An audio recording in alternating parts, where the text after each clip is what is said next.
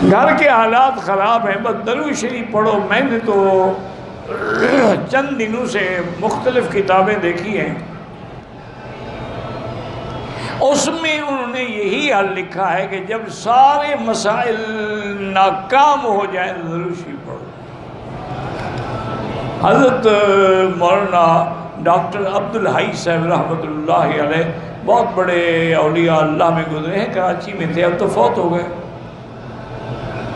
میرا خیال ہے کہ حضرت مولانا تقی عثمانی صاحب بھی ان سے بیعت تھے اور ان کے شاید خلیفہ بھی ہوں۔ تو ایک آدمی کا شادی ہوئی، رشتہ ہوا، انہوں نے بڑے زیور شیور دیے اپنی بیٹی کو جہیز میں، بعد میں جھگڑا ہوا تو انہوں نے اپنا زیور بھی قبضہ کر لیا، سامان پہ بھی قبضہ کر لیا، ان کی بیٹی کو بھی مار کے گھر سے نکال دیا۔ پھر دیکھا کہ لاکھوں کے زیور ہیں، ایسے ہضم نہیں ہوں گے، جا کے پولیس میں بھی رپورٹ کرا گئی، وہ چوری کر کے لے گئی ہے، پرچہ بھی ان کے خلاف کرا دیا۔ اب وہ بیچارے مقدمے بھگت رہے ہیں۔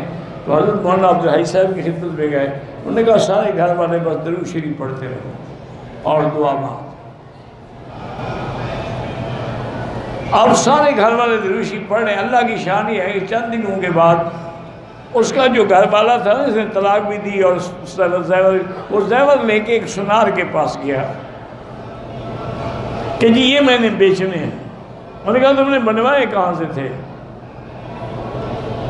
انہوں نے کہا جی ہم نے کراچی سے بنانے کا، رسید لے آؤ پھر ہم لیتے ہیں، بغیر رسید کے تو ہم نہیں لیتے۔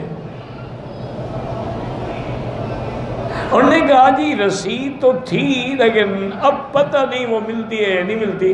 وہ سمجھ گئے، انہوں نے اپنے لڑکے کو اشارہ کیا، وہ جا کے پولیس کو لے آیا، پولیس نے پکڑا، 2 لتر لگے، اس نے کہا یہ تو میری بیوی کے زیور ہیں، ہم نے خود چھپائے، خود جھوٹا پرچہ کرایا۔ تو اللہ کی رحمت سے وہ سارے کے سارے زیور بھی مل گئے، مقدمہ بھی ختم ہو گیا، وہ خود بھی جیل چلے گئے۔ تو درود کی برکت سے بڑی مشکل جو ہے وہ حل ہو جاتی ہے، شرط یہ ہے یقین ہو۔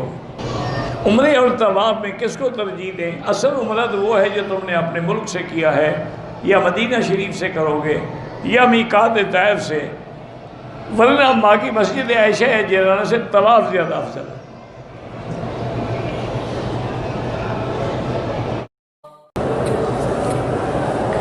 بھائی تعویذ کرنا جو ہے اگر قرآنی آیات سے ہوں یا احادیث رسول اللہ صلی اللہ علیہ وسلم سے ہوں، جن کو علماء نے اعمال قرآنی کے نام سے شائع بھی کر دیا ہے، وہ جائز ہے۔ البتہ جو عبرانی میں، سریانی میں یا صرف لکیریں لگی ہوئی ہیں، ان کو استعمال نہیں کرنا چاہیے۔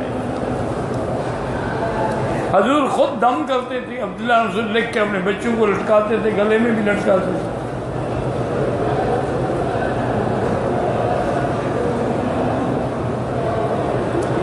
اگر دم کرنا ہو تو پینے والی چیز میں باقاعدہ پڑھ کے دم کریں گے۔ دم کا معنی یہی ہوتا ہے، جب آپ اس میں پھونک نہیں ماریں گے، دم نہیں کریں گے، تو گویا دم نہیں ہوا۔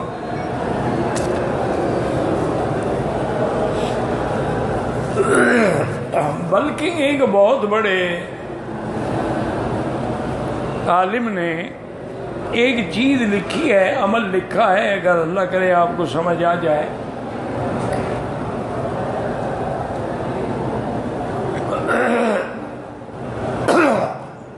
اس نے کہا کہ پانی کا گلاس لے لیں، اپنے ہاتھ میں پکڑ کے اس کو منہ کے قریب رکھیں، اتنا قریب رکھیں کہ جو آپ پڑھیں گے نا گویا کہ اس کے اندر جا رہا ہے۔ تو اس میں 1 دفعہ آیت الکرسی پڑھیں اور 7 دفعہ ما جئتم بہ السحر ان اللہ سیبطلہ، ما جئتم بہ السحر ان اللہ سیبطلہ، 7 دفعہ پڑھیں اس انداز میں کہ گویا کہ اس کے اندر آپ کی تھوک بھی جائے، اور جب پڑھ لیں تو وہی پانی پی لیں۔ اس نے کہا کہ آپ تجربہ کریں کہ یہ خود پڑھیں، کسی مولوی کو، کسی پیر کو پڑھانے کی ضرورت نہیں ہے، خود آپ نے خود پڑھنا ہے، خود پی رہے ہیں آپ۔ انہوں نے کہا آپ تجربہ کریں کہ یہ پانی پڑھ کے پئیں، ٹھیک 3 گھنٹے کے بعد آپ کو پیشاب آئے گا، اور اگر وہ پیشاب کسی برتن میں آپ کریں گے تو آپ دیکھیں گے کہ جیسے آپ نے پانی پیا تھا بالکل سفید اسی طرح نکل گیا۔ تو نے کہا کہ اگر یہ آپ 7 راتیں عمل کریں گے تو الحمدللہ کوئی سحر ہے، کوئی جادو ہے، کوئی اثرات ہیں، سب ختم ہو جائے، کسی کے پاس جانے کی ضرورت نہیں، آپ خود پی رہے ہیں خود پڑا کریں۔ کہتے کہ میں نے کسی سے سنا ہے کہ بیوی کے پاؤں تلے جنت، بس بیوی کے پاؤں پکڑے رکھو۔ ماں کے پاؤں تو سنے تھے، بیوی کے تم نے ڈھونڈے ہیں۔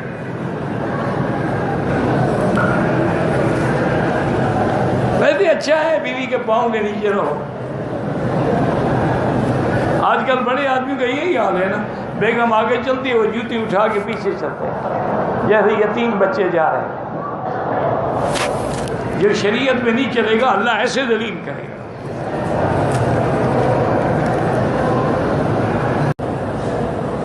کہتے جی شریعت میں جورو کا غلام بننا جائز ہے۔ بالکل جی، غلام نہیں بنو گے تو گزارا ہی نہیں ہوگا۔ حضرت تھانوی رحمۃ اللہ علیہ نے فرمایا ہے کہ ہم جس دور سے گزر رہے ہیں، اگر استاد ہو تو شاگرد بن کے رہو، اگر پیر ہو تو مرید بن کے رہو، خاوند ہو تو بیوی بن کے رہو، پھر گزارا ہوگا۔ بیوی کے ذمہ شوہر کی خدمت کرنا ضروری ہے، ورنہ کیا خاوند ہی خدمت کرتا رہے؟ نہیں، بیوی کے ذمہ پھر کیا ہے؟ میک اپ سنگار کر کے ڈسکو کرتی رہے؟ بالکل، اس سے بڑی بات ہے حضور نے فرمایا کہ اگر اللہ کے سوا سجدہ جائز ہوتا تو میں بیوی کو حکم دیتا کہ خاوند کو سجدہ کرے۔ خدمت کیا چیز ہے؟ اس کے والدین بھی اس کے والدین ہیں، ان کی بھی عزت اور خدمت کرنی چاہیے۔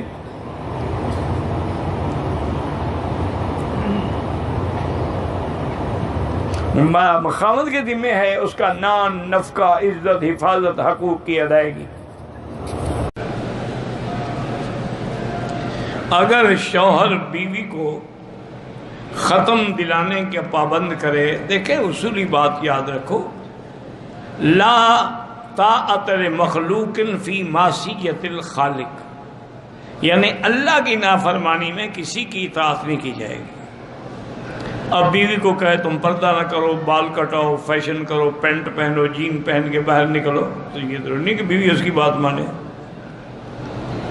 یا بیوی خاوند کو کہے کہ تم داڑھی منڈا ڈالو، تو یہ چیزیں جو ہے یاد رکھیں، اللہ کی نافرمانی کا کوئی حکم کرنے والا بھی مجرم ہے لیکن اس کی اطاعت نہیں کی جائے گی۔ جب ختم دلانا بدعت ہے تو کیوں دے وہ ختم؟ اس نے دلانا ہے خود کرتا ہے، بیوی کو کیوں مجبور کرتا ہے کہ وہ بھی بدعت میں شریک ہو؟